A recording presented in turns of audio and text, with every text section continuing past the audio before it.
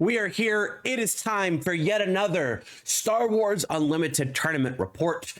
We did this for some other tournaments as part of Regroup phase. We're going to do the same thing today. Gencon has come and gone. This video's out a few days after the events have done, so you'll probably have seen some other tournament reports, but we're going to go over this, take some time to actually get some information going. And we're going to go through each of the events, not a heavy amount of stuff, but we're going to go through the top 8s for each one, just naming out the players and their base and leader combinations. We're going to go over some deck lists that we have available, and I do want to give a couple of shout outs before we continue here. First, I want to thank Smurl from the Team Covenant Discord for getting together the images, some of the images that we're going to be using from a separate Google Doc that had the listings plus the base and leader pairings. I want to thank Machadia, I apologize if I got your name wrong, for linking me to a Google Doc that has a lot of the deck lists in it. And then I want to give props to CodyKressmen over on the Star Wars Unlimited main Discord, who put together a lot of this. We've got the names, the tournament dates, the placements, the leaders, the bases, and most importantly, the deck lists for a lot of players that were involved and submitted these deck lists to Cody in terms of getting the information out on what these deck lists look like, who was playing what as best that they possibly could. So props to all three of you. Thank you very much. Props to everybody that participated in this tournament, these tournaments, excuse me, because there was 328 limit tournaments, which is very interesting. Not all of them hit. The limits day 2 was at 128, but the other ones were just short of the total cap. So without any further ado, let's take a look at day 1. We're going to do this in a couple of different ways. We're going to take a look real quick at the top 16 listings here and their records and potentially the opponent's win percentages. With the number 1 winner, we'll take a look at who they beat and those players' records as they moved on. I've got a link here on the other side that has the base combinations for the top 16 players, leader bases, and we're going to go over the winner's deck list. So starting right off the bat, this was 127 players on the day. We had 1 undefeated player. This was much like the Twitterman, Twinkledom, Somethingham. I apologize. One of the first events that I covered that was over in the UK. It ends with a ham, it starts with a T. Roast me in the comments below if you want to do that, where it was just Swiss rounds. There was no top cut. So what you see here, places 1 through 16, they are the individuals that received the Finalizer mat, which is really cool. Check out the Garbage Rollers Twitter account. There's a link to Justin Inception holding up the mat that he won because he did get 6th place. Congratulations to Mr. Allen there. We also have John Tata here, TD Tata, number 11. They all got the same mats, and then place what I think got a full case. 2 got 2 boxes. 3 and 4 got a box each, and then 5 through 16 got packs in addition to what they would have won normally. I believe that information is accurate, but we have Troy Yamaguchi here, 7-0. We have 1, 2, 3, 4, 5, 6 ones, and then the remainder 5 2s, missing out on top cut here for top 16 based upon win percentage here. So Troy managed to take out all of his opponents. One opponent that ended up going 4-3, one opponent that went 1-2 drop, which actually messed up his tiebreakers as a result of that, but it didn't matter because he went undefeated for the remainder of the tournament. 2 more 4-3s. We have Benjamin Bussert here at 6-1, Colby Bernardo at 5-2, and Danny Trujillo at 6-1. So excellent. We'll have this image here. We've got Troy on Han 1 yellow. This was a double cunning deck. Danny on Krennic green. Our 3rd place player on Boba, double cunning, Boba 1. We have the next 3 on Sabine, but we have 1 Sabine green, 1 Sabine yellow, and another Sabine green. We have Young Han 2 on blue. We have Sabine yellow, Tarkin yellow, Sabine green, Kira green. This was an interesting deck that came out that we'll talk about a little bit more when we go to day 2. We have another Sabine green, a Sabine yellow or green. Unfortunately, not all information collected was 100% accurate, but it is here. Sabine, that's pretty much the most important part. Big aggro, big ups on aggro. Sabine green, Han yellow, and then our last deck in top 16 is Kira ECL. So congratulations to Troy. What did Troy run? So we have here your kind of average layout. We do have Han at Coronet City. Props to Troy for picking the correct base. We're looking at 2 copies of Hotshot DL44 Blaster, 2 Cartel Turncoats, 2 Leias, 2 Spark of Rebellion, 3 L3, 1 Jetpack, 3 Surprise Strike, 3 Ezra, 3 Millennium Falcon, 3 Bodhi Rook, 3 Waylay, 3 DJ, 3 Tech, 3 Cunning, 3 Gamorrean Guards, 2 Kira, 3 Cantina Bouncer, 1 Syndicate Lackeys, 1 Change of Heart, 2 Young Millennium Falcon, we'll call it. It's new Millennium Falcon. and 3 copies of our Ambushing Han Solo with the sideboard, running 2 Smuggler's Aid, 3 Confiscate, very good sideboard choice. We talked about this set 1. It's going to be even a more important set 2. 1 copy of Spark Rebellion, 2 Tobias Beckett, 1 Syndicate Lackeys, and 1 Change of Heart. I'm noticing a lot of lists are running 2 of specific things. And that concerns me overall in terms of gameplay that's available to people. But if people are making these choices, they're making them for a reason. So nothing really too spicy here other than the DJ Tech combo. If you're not aware of that, Tech comes in, makes all your stuff smuggle for +2 resource cost. DJ is normally a 7 cost double cunning requirement, but because Tech gives it a separate smuggle cost, DJ is actually only a 5 single cunning smuggle cost, which means he can drop 2 rounds early and really mess up your opponent with the taking control of their resource, and then you can play that resource on the next round because as long as Tech's still alive, because Tech gives it smuggle. So other choices that are pretty normal, we've got the Falcons, we got the Bodhies, we got the Commands, we've got the Waylays, we got the Surprise Strikes. I like Hot Shot in here. It's a nice permanent buff. We have the Change of Hearts that everybody loves to run. Kira, great tech here, restricting your opponent, making their stuff cost more. Cantina Bouncer, all the normal things that you're going to be expecting from a double cunning deck. So great sideboard choices. Tobias Beckett, very interesting. Smuggler's Aid to get that heal going. Also fairly important, especially if you're going up against aggro, because it's going to be dealing a lot of damage to you. But there you go. Those are the standings here. That's pretty much all we're going to cover for day 1. Perfect record. That's what you hope for. That is the hope when you go into these events, is that you just don't lose any games, so you don't have to worry about any of your tiebreakers. Just win. That's the strategy, right? Just win. Day 2, the Friday event, was our full tournament layout. We had 128 players in this event.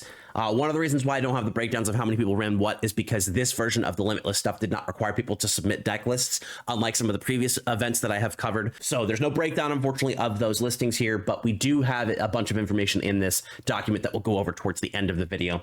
But we have here our top 16 again. I believe these are all the people that got mats. 1 undefeated player, 1, 2, 3, 4, 5, 6. 6 and 1s, and the remainder of the 5 2s with the highest win percentages of their opponents and their opponents. I believe this is Ophir Maram.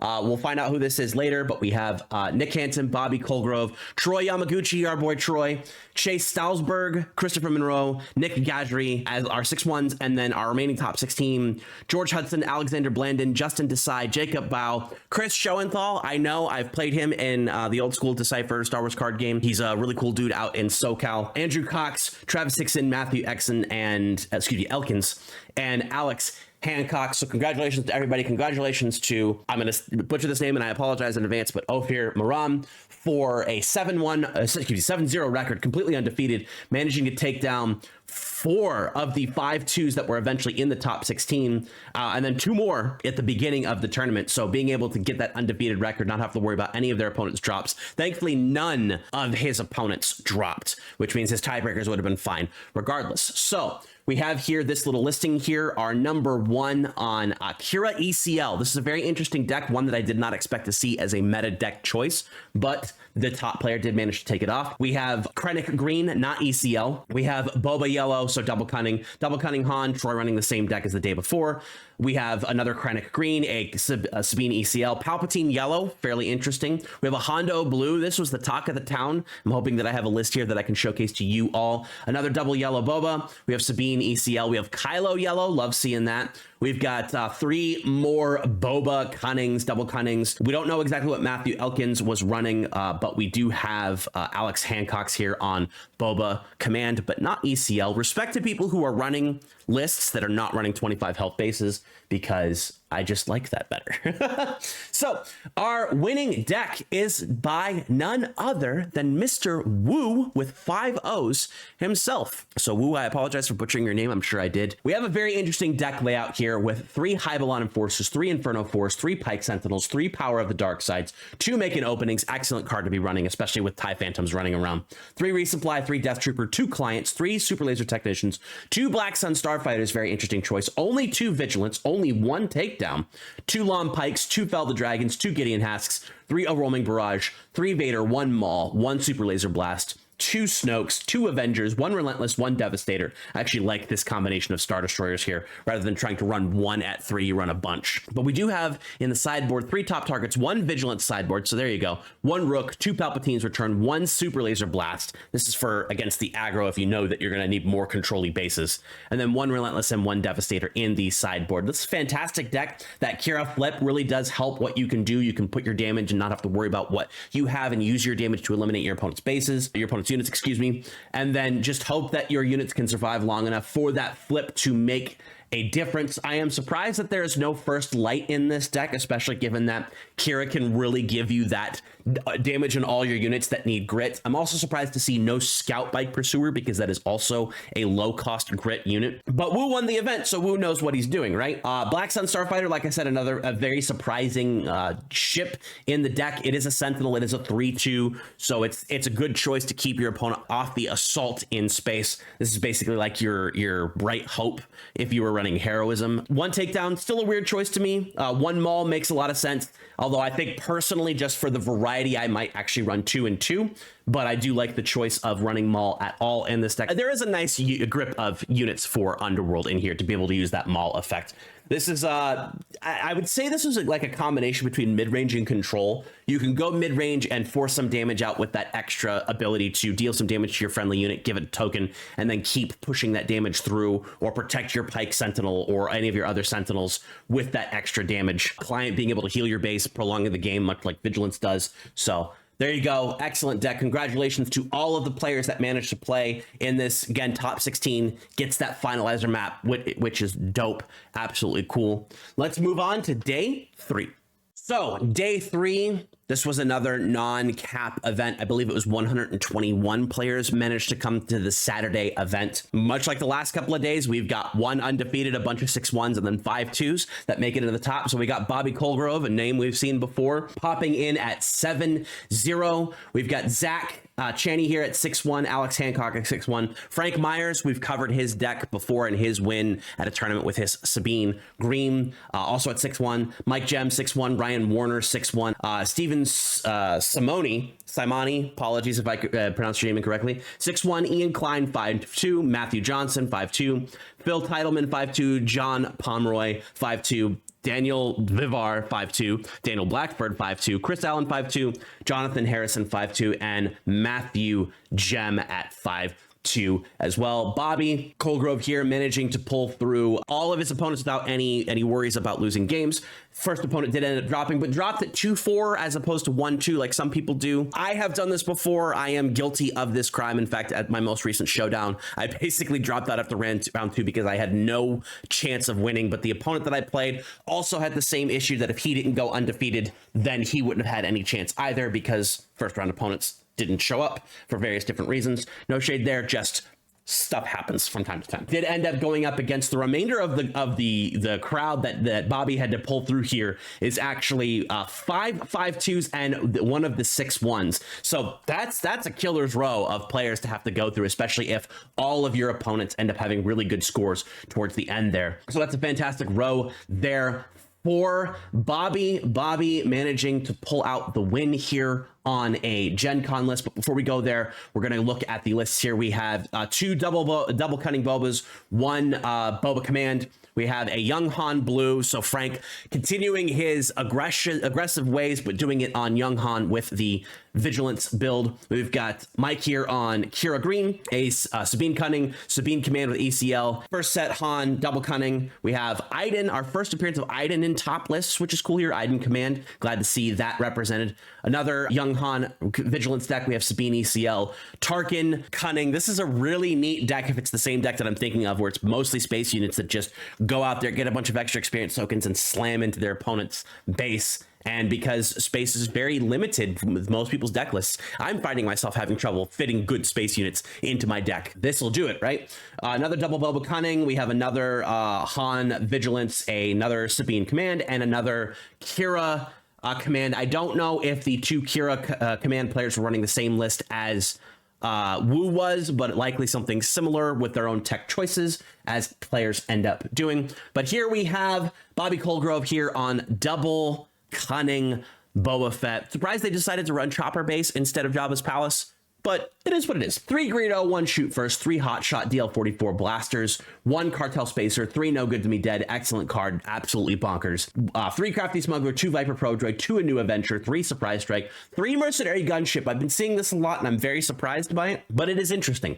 2 Boba Fett legendaries from the first set, 3 7th Fleet Defenders, 3 Waylays, 3 Toro Calicans, 3 Cunnings, 3 Forloms, 3 Cantina Bouncers, 3 Zuckuss, 3 Fett's Fire Spray. The sideboard running 1 Cartel Spacer, 3 Bodhi Rook, 3 Lurking TIE Phantom, 1 Relentless Pursuit. Interesting choice there. 1 Syndicate Lackeys and 1 Change of Heart. I like this deck a lot. It runs the Forlom Zuckuss package, which is absolutely nasty. I've been cleared by this before. It is absolutely disgusting to have to face. New Adventure, great choice here. Like I said, Mercenary Gunship, very interesting tech choice. I assume we're going to see a lot of people posting decklist videos. I know that Late Night Gaming is going to be coming up with some masterclass videos. This is probably going to be one of them, so I'll be interested to hear the decision on Mercenary Gunship. Only 2 Boba Fett's, could have been an availability, could have been a tech choice thing. Only 1 Shoot First, very interesting. Electing likely to continue with the Hot Shot and Surprise Strike package, giving you 6 opportunities to attack from playing a single card, either the event from your hand or the upgrade from your resource row.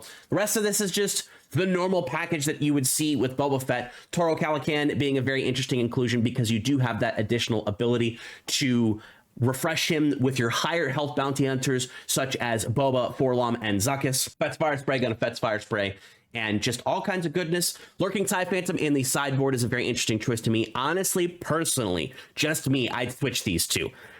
Lurking TIE Phantom in the main board and Mercenary Gunship in the sideboard for whatever potential you might be afraid of in space. But overall, this is a fantastic list. I expect we'll see a lot more Bobas as these things, but it is cool to see that each tournament had a separate winner. We did have the Double Cunning Han on day 1. We had the Kira Command on day 2, and we have this Double Cunning Boba on day 3. A lot of people were not expecting to see Double Cunning Han do well because they figured that other decks would outclass it. Turns out not the case. A lot of people running Double Cunning Han, and that's really good for the meta as a whole, as people grow into what they think is going to be good, as people continue doing what is necessary to be good at the game. You have a lot of people making choices based upon what they're comfortable with, what they think they're going to be facing in the meta, and a lot of these players are going to be top players for a long time to come. So that is fantastic, and that is our Gen Con event coverage here. We're going to take a quick look. I'm going to take a break, drink a cup of coffee here really quick, and then we'll go over some of the lists that we see here in the Gen Con results here by CodyKressmen. So be right back. So in this listing here, from what we have available as of recording on Sunday, the 4th of August, we have, this is where I was able to get the deck list that I saw from previous stuff. We have Troy here in first place with his Han Yellow. We have Zach here in second place with his Boba Cunning. Benjamin, same thing.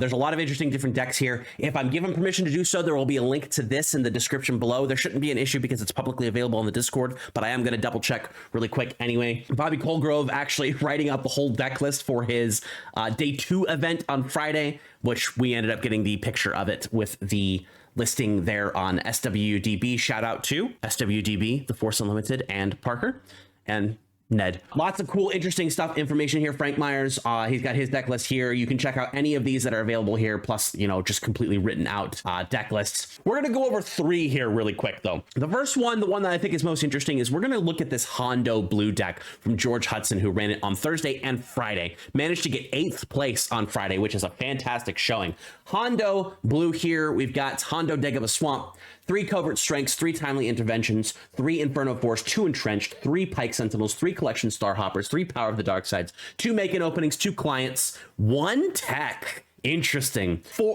Childson, 2 Vigilance, 2 Takedown, 3 Lom Pike, 2 Overwhelming Barrage, 1 Super Commando Squad, 2 Vigilant Pursuit Craft, 3 Pirate Battle Tank, 1 First Light, 3 Super Laser Blast, 2 Snoke, 1 Avenger, sideboard running 2 Top Target Bounty Upgrades, 1 Make-In Opening, 1 Vigilance, 1 Enterprising Lackeys, 2 Rivals Fall, 1 First Light, 1 Snoke, and 1 Avenger. A lot of people said that Hondo is not a very good deck. I've actually been sitting trying to figure out a way to play Hondo using a lot of the smuggling cards that he had. The main problem with Hondo is that some of the smuggle cards just really aren't good. But because it is when you play a card with smuggle, it doesn't necessarily have to be a unit. You have things like Covert Strength and Timely Intervention that allow you to do something with that smuggle without necessarily it being a unit. And then you do have some cheaper smuggle costs like Collections, Star Hopper. You have tech that can give all your stuff smuggle very, very expensively, but he can do it. And then you'll have things like the Vigilant Pursuit Craft and Pirate Battle Tank, which are very expensive smuggle cards, but can give something that you need to have an experience token in the late game.